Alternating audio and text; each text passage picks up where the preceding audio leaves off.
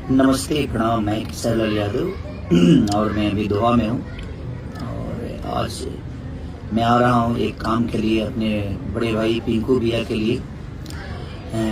कल जगदीशपुर विधानसभा क्षेत्र अंतर्गत केसरी धनगाही में राजीव रंजन जी उर्फ पिंकू भैया के मकान का गृह प्रवेश है। उसी गृह प्रवेश में हम सब भाई आ रहे हैं, तो मैं भी और हमारे साथ और भी कुछ लोग हैं। तो आप आइए और अपना प्यार। और कल दिन में है ये 12 बजे, तो आप सबके बीच में मैं आ रहा हूँ दिन में 12 बजे केसरी धनगाही अपने पिंकू भैया के लिए, उनके गृह प्रवेश में। तो आप भी आइए 12 बजे दिन में कल 8 तारीख को आप सबके बीच में 8